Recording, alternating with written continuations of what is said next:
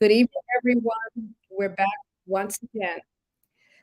Tonight, we're going to move into the area of understanding the healthcare system.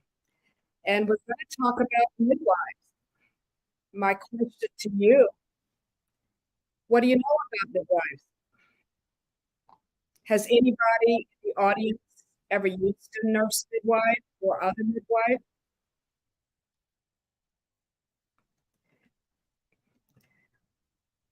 So, what we're going to do is to give you some background information with the hope that this information may help you to understand options that you have with your pregnancy and birth.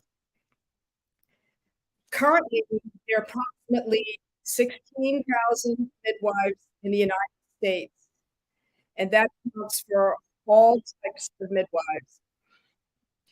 Midwives is the oldest profession in the world, dating back to the Bible times.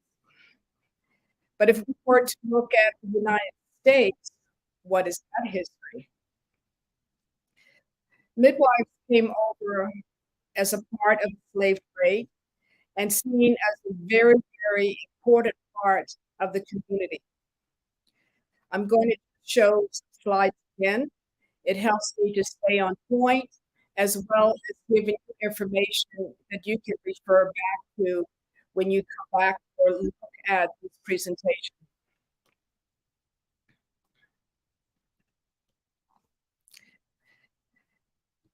So midwives had a very high value in the slave trade because they were able to help maintain the health of the slaves. They were the ones who were participating in the birth of all new slaves that were born on the plantation. They also were the ones who were at the birth for the slave owners' wives. And so they were seen as very important, very highly valued, not because they were thought of as important people, but more so because they helped to maintain the slave trade. The official slave trade ended in about the 1830s. However, slavery in the United States did not end at that time. And so, how were those slaves provided in the United States? By the birth and the breeding. I hate to say that word, by the breeding of Black people on plantations. So, therefore, midwives were very, very important. They were also important in the community. They were able to travel outside of their local community to other plantations in the area. And therefore, they were able to know what was going on. They were seen as important linkage. When it came to needing to understand some history or records, midwives had the records of all that were born so that when there was information needed about who got sold where, the midwife had those records.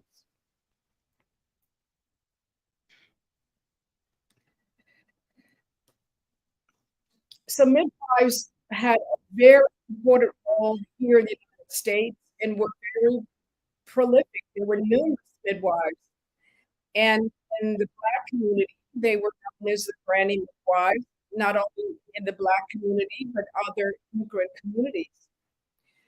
However, what happened was in the 20s, there was the introduction of anesthesia into the United States. Uh, Women, white women, and those who had money wanted this anesthesia. There was a desire to move birth into hospitals. And so there was an active campaign to put midwives out of practice. So laws became more restrictive over time. There was actually more oversight that was not necessarily a healthy oversight, but more to be able to say that you didn't do this, you didn't do that. So there was active campaign to move midwives out. And so at one time, midwives were doing most of the births, and by the time we get into the 19s and the 30s, this number had dropped dramatically. So now let's talk about all these different types of midwives that are out there. We hear lay midwives, direct entry, certified midwives, certified professional midwives, licensed midwives, certified nurse midwives. Who are all these people? I want you to get some grip around this and to understand who's who. So we're going to run through that. So midwives in this country are trained different ways, but I want you to know that for the most part, you're in really good hands with midwives. Midwives who are governed under the American College of Nurse Midwives. This governs midwives who have a bachelor's degree, whether they had a degree in nursing or not. So you have what's called certified midwives and certified nurse midwives.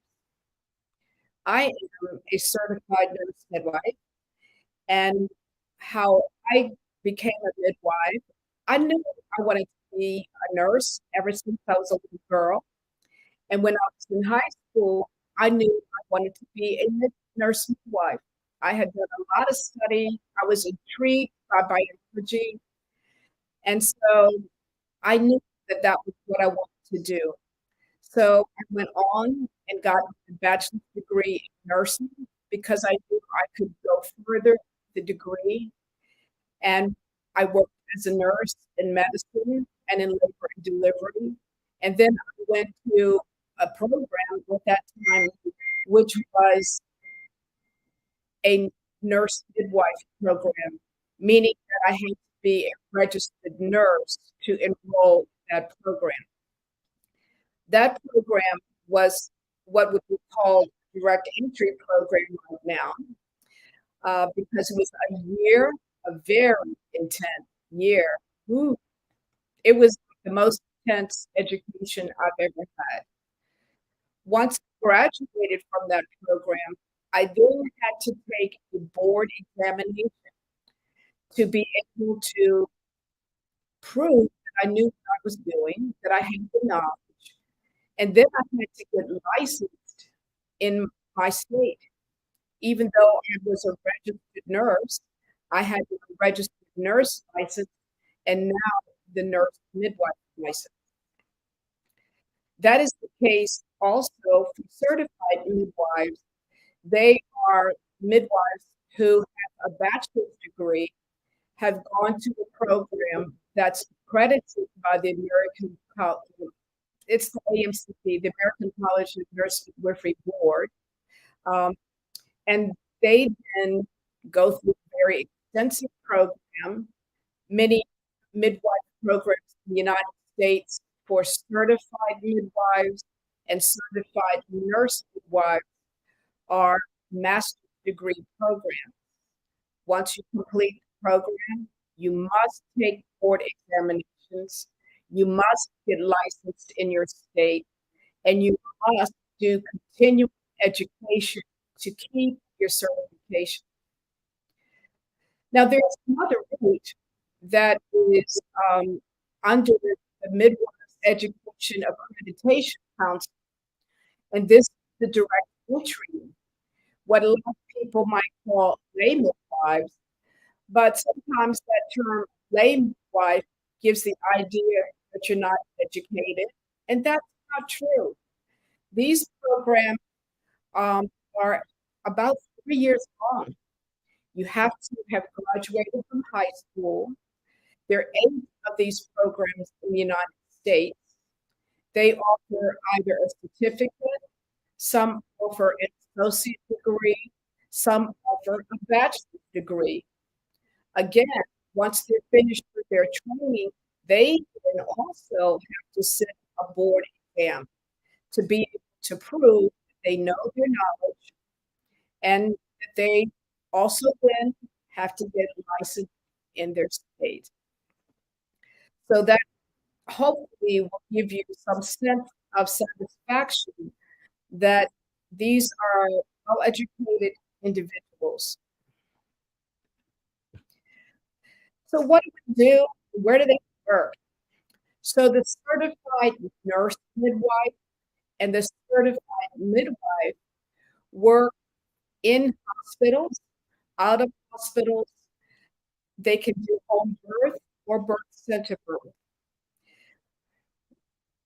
They're able to do women's health, not just pregnancy care, labor and birth.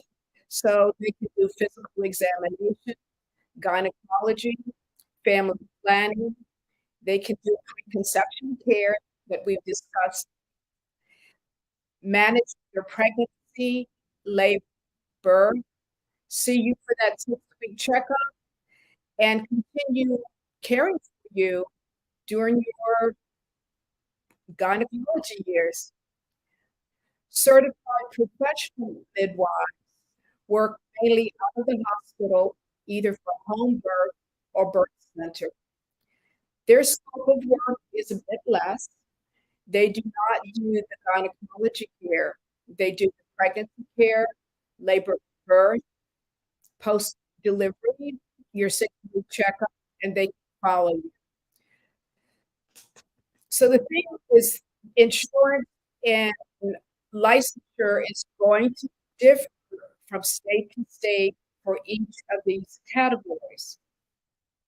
Nurse midwives can practice in pretty much all states throughout the United States. They are able to be to bill for their care through private insurance, also through Medicaid. With certified midwives, their licensure is not as wide as for certified nurse midwives, and for certified professional midwives, not quite as wide for certified nurse midwives. You will need to check the information in your state to be able to understand, and also to check with your insurance company as to whether they will cover the care provided by each level of the nurse of the midwifery. Now, heard a lot about doulas. Doulas are support persons.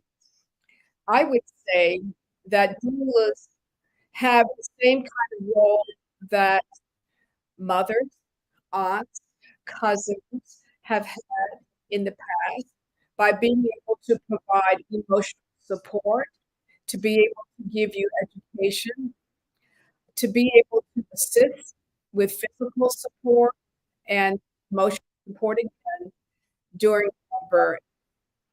They also can care for you in the home, but they are not midwives. They are not nurses. They are one more category of support that's available.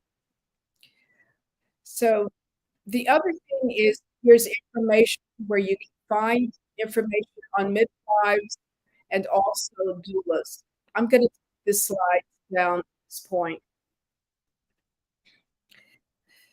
What I want to say, to emphasize, is that midwives are a very good option for those who are experiencing pregnancy, labor, birth, and even for GYN care, certified midwives and certified nurse midwives.